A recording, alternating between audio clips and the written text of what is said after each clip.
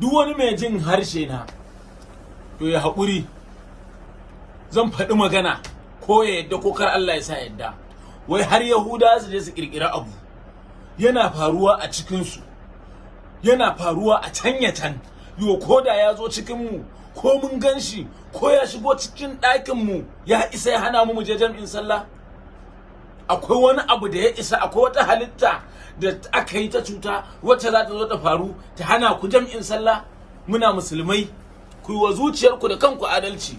Duk wani babba da zai ce kar a je jam'in masallaci, to billahi allazi la ilaha illa huwa tun kafin dare masa ya tanadi me zai je ya ga ubangiji. Ni ba wa'azi nake muku ba, ni mai neman kuɗi ne, amma an yi rashin hankali shi yasa nake gaya muku ba a da hankali a wannan lokacin. An yi rashin hankali, ban taɓa tunanin ba mu da hankali ba sai yanzu. Ta daɗe bata zo ba. Allah Allah ne, kuma daga Allah sai Allah, banda Allah ba wani Allah. Ko me shi ya kirkire shi shine zai kawo maganin sa. Billahi allazi la ilaha illa huwa ko yanzu a tada sallar Idi za na ayi ta da ni. Kuma ba coronavirus ba, idan cutar duk duniyar nan ce a jikin mutum da za ta shafe ni, zan je in yi. Na tabbatar da cewa daga nan ina zan tafi. Amma ka ki ka je kai sallah, kuma ka tafi an ja an yabo ma ita, ka da gida kana kai ba za ka shiga jam'in sallah ba saboda jahilci. Yahudi ya ci nasara a kanka, manzo Allah ya ce ku gaisa, an zo an ce maka kai haka, an ce kai sallah, an zo an ce ku raba sahu, kar ku yi kaza, kar ku yi kaza, kar ku yi kaza, kar ku yi kaza.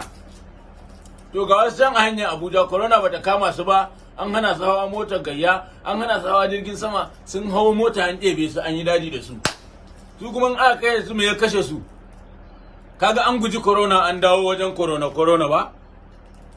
Ka gudo mata, ka hawo mota saboda ka hawo jirgi, an ce ka hau ka taho a hanya, wasu sun kama, kuma ba mu da wata doka, ba mu da wani komai da komai kansu suke so, ba wani ɗan shugaban ƙasa da za ta faru a kansa.